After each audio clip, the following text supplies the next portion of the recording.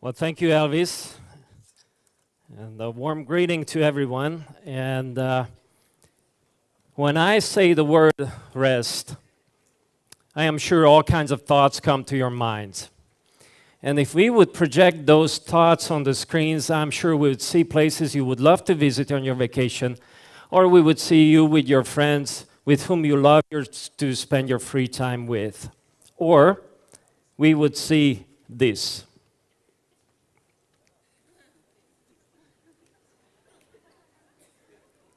Plan B. There you go. We would see this, your feet on a sandy beach.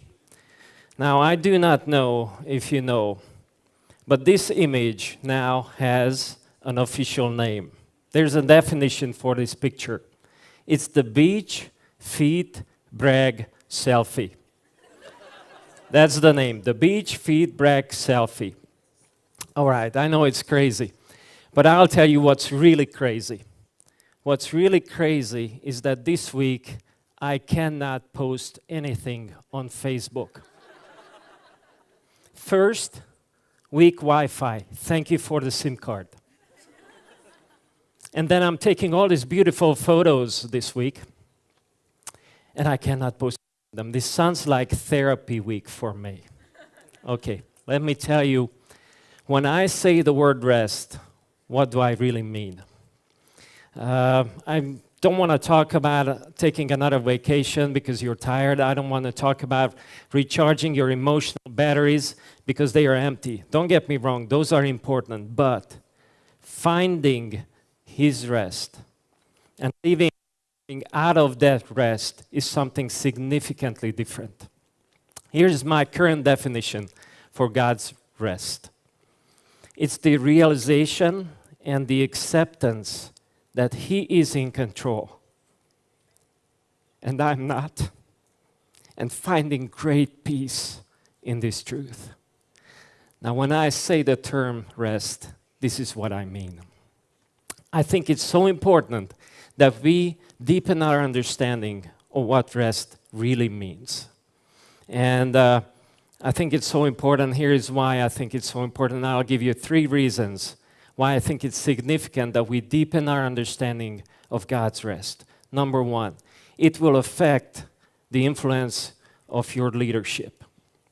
Bill Lawrence, to whom I love to listen to, he used to say, leaders lead best when they are at rest. When you are at rest, that's when the best leadership will happen. Second reason why I think deepening your understanding of God's rest, why it's so important. Because it will affect your spiritual walk with God. Bob George, in his book Classic Christianity, said the following: with all our how-to resources, I believe we have forgotten how to live. Forget rest in the Lord, and your heart will be filled with restlessness. Number 3, it can affect your fruitfulness. Maybe not in a way you think it would, it will. Mark Buchanan, in his book Rest of God, said the following: I became a Sabbath keeper the hard way. Either that or die. Not die literally, at least I don't think so, but die in other ways. It happened softly over time, but I noticed at some point that the harder I worked, the less I accomplished. Hard work not flowing from the rest of God is risking not producing the fruit of God. So, in the brief time I have, I wanted to give you 3 reminders that I learned through my personal and ministry and leadership journey about the rest of God. So here we go. Number 1, order matters. And what I mean by that, rest is a priority. Order matters. We do not work toward rest, and we do not rest because we worked. We work best when we are at rest. I just love how the US, in Canada, and in Japan, the calendar begins with Sunday, not with Monday. The first day of the week is Sunday. The first day of the week is the day of the Lord, not the day of the work. maybe we should consider that here in Eastern Europe as well. And I love the order of the theme of this conference is rest, then renew, and then run. It's not like run as long as you can, run as hard as you can, and when you cannot run anymore, maybe you should rest a little bit. That's not the right order. Rest, renew, and then run. In Matthew 11, we read that we take his yoke first, and then we find rest, and then later we go. In Matthew 11, we read that it is coming first and then going. And right now, I just want to give you the sound of my sipping water. I want to give you the most profound Bible study observation you will hear this week. Now, that's a bold statement. Think about all the Bible scholars sitting in this room. But here it is, and it's free. Matthew 11 comes before Matthew 28. There you go. I'm going to pause so you can take notes. Matthew 11 comes before Matthew 28. The rest of God comes before the Great Commission. It is so simple. It is so profoundly important. And it's so easy to mix up. Risk mixing it up. And you will hurt yourself, you will hurt your team, you will hurt his cause, and most importantly, you will hurt your relationship with the Lord.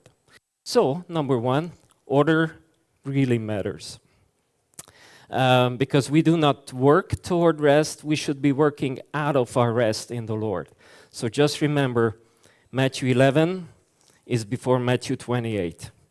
Henry Emerson said the following so briefly: he who cannot rest cannot work. That's a summary of my first point. Second point, submission matters. Submission matters. Rest is only found in following. In Matthew 11, we also read that as we put on his yoke, we will find his rest. I'll read it to you in verse 29. Take my yoke upon you and learn from me, for I am gentle, lowly in heart, and you will find rest for your souls. A few things here. We learned that it is through submission to following that will lead to rest. We learn here that placing our heads and shoulders under his yoke, this is the way he uses to lead us into his rest. It is by giving up self that will lead us into his rest. It is by placing him on the throne that is so strongly connected to rest, his rest. Now, if I had 45 minutes for this little TED Talk, I would go into why submission is so strongly connected to finding his rest. But right now, it's just a reminder. Submission matters because through following, we will find his rest. St. Augustine said the following: Thou hast made us for thyself, and our heart is restless until it rests in thee. So if you skip this step of submission and you run to doing, you will be one restless leader, because there is no rest in doing. There's a lot of rest in doing. Now, number 3. To find rest is often harder than you might think. Finding his rest is often harder than you might think. Why does it get harder? Because the old nature has a very different set of priorities, and your old nature hates to submit. My first 2 points are actually the reason for why I think it's harder than you think to find his rest. So often I find it's so much easier, well, not very easy, but so much easier to stand up here and talk about rest than actually finding my own rest in him. Especially as a leader. It's much easier to talk about it than answer the following questions for myself. Is my priority for his rest a priority in my schedule? Do I submit to the Lord, or do I submit to the expectations of others? Do I still serve to earn, or do I serve because I was already given? So easy to teach, so hard to answer these daily. We need to find rest against competing priorities and against false submissions. Buchanan said it so well. A Sabbath heart is restful even in the midst of unrest and upheaval. It is attentive to the presence of God and others, even in the welter of much coming and going, rising and falling. It is still and knows God, even when mountains fall into the sea. And then Allender said the following: Sabbath rest is entered when we refuse to be bound by complexity and drowned by despair. We enter delight only as we gaze equally and simultaneously at creation and redemption, in spite of the darkness that surrounds us and constantly clamors to be truer than God. We so often give up our rest because the unrest of the moment seems to be so much more demanding and sounds so much truer than resting in God. Now, I talked about three things. The first one was order matters.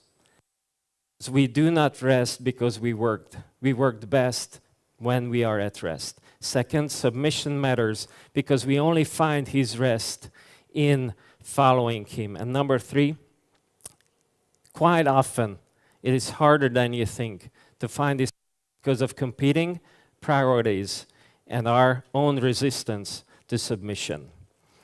Now, before my concluding thoughts, I wanted to give you one true encouragement. There is great hope. There's a great promise in Matthew 11. If we keep His rest a priority, if we keep submitting, we will always find His rest. That's His promise. We will always find His rest. Now, my concluding thoughts would be this. One of the most powerful reminders for Israel was the Shabbat, the Sabbath. The Shabbat reminded Israel weekly, annually, 7 yearly, 49 yearly, 50 yearly. It reminded them that God is in control and they are not. Sometimes it was a painful reminder because they tended to forget. And they paid dearly for 70 years in the captivity. My hope and prayer is that this conference would be a Shabbat reminder for us all. And we would not forget, but we would remember that He is in control. We are not. And there is great peace in this truth. May that be true when we return to our mission fields a week from now. Thank you so much. And I think the only proper way to finish my time here is by saying Shalom. Thank you.